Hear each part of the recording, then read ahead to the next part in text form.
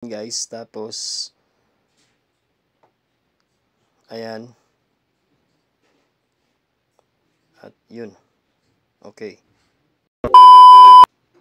Hi, good day guys. So welcome back sa aking YouTube channel. Today's video guys, ituturo ko lang ng mabilis kung paano mag-refill ng cartridge ng Canon at kung paano tanggalin ang mga clog ng print head ng ating cartridge. So kung bago ka pa lang sa aking YouTube channel guys, please subscribe and click the like button and hit the notification bell para updated ka sa aking mga videos.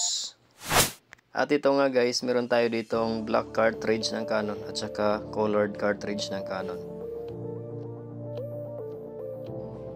Tanggalin na natin ito guys, tong sticker na to, at bubutasan natin sa gitna. Ayan, ito guys, may butas na siya dati kasi gamit na ito. Butasan nyo lang ng pambutas kung anong available na pambutas nyo dyan sa bahay. Kahit kutsilyo pwede na. So after mabutasan guys, so meron ako naka-prepare dito na ink.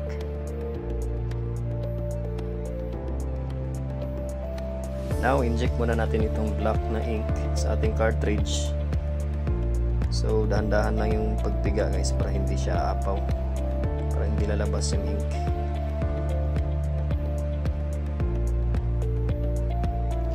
After natin malagyan ng ink, so dapat meron kayong ganitong vacuum para sa cartridge. So kung gusto nyo bumili nito, mura lang naman ito sa Orange App. So meron akong link dyan sa description. Ayan, so para mahigop natin yung mga clog sa ating print head. Ganito lang paggamit yun guys, tatapat lang natin yung print head natin sa vacuum. Ayan.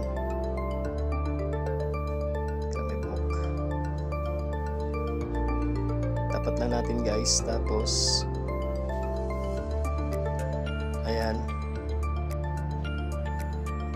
at yun. Okay,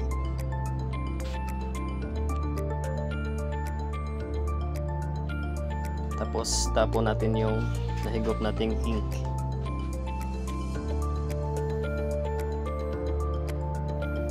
Tapos check natin yung cartridge natin guys. Ayan, sa isang tissue tapat natin yung print head. Tignan natin guys kung hindi siya putol-putol.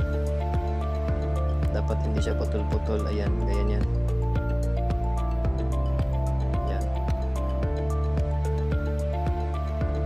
Ayan, so kung sakaling putol, pwede natin siyang ulitin na i-vacuum.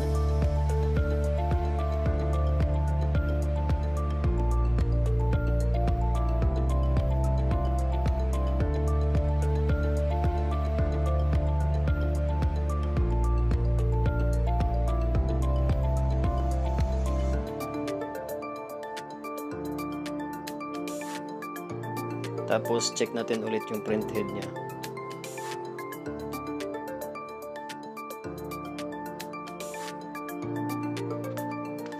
Ayan, so dapat ganito guys. Straight line siya. So okay.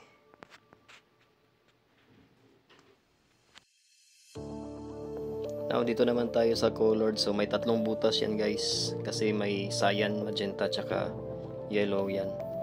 So tapat natin yung tissue sa print head. Diyan natin malalaman kung saan banda yung yellow, magenta, tsaka yung cyan. Yellow is right side, magenta sa gitna, tapos yung cyan sa left side.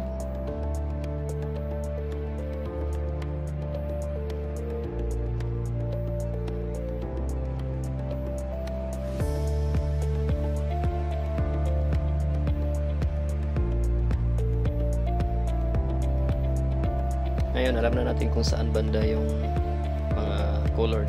So, inject tayo ng ink. Ito cyan ito. So, left side cyan. Tapos, yellow is right side.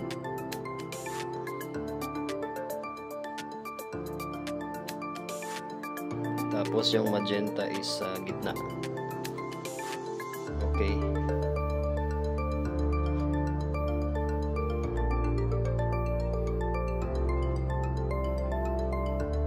Tapos same process, gamitan natin ang vacuum para mahigop yung mga clog.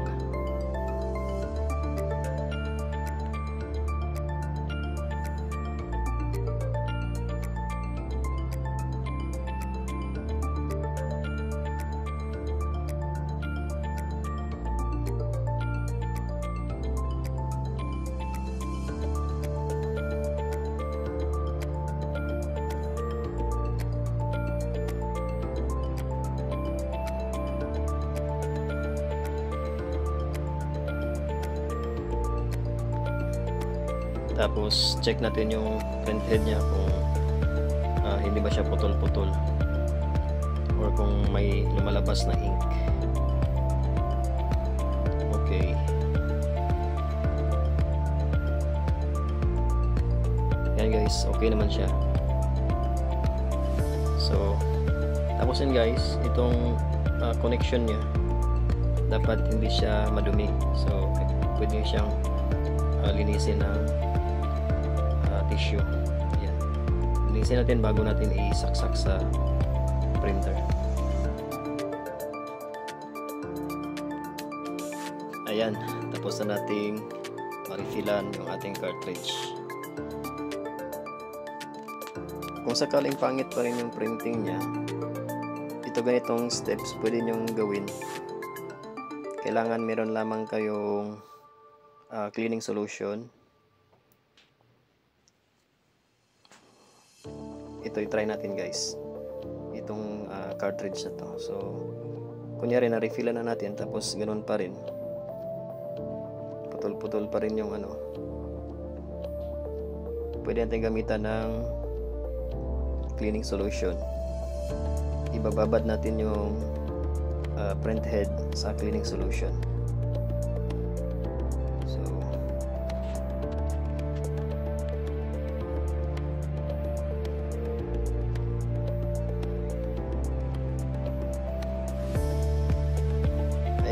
Ibabad natin yung print head ng mga ilang oras.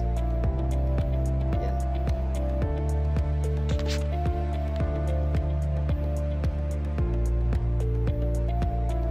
After natin ibabad, so the same process.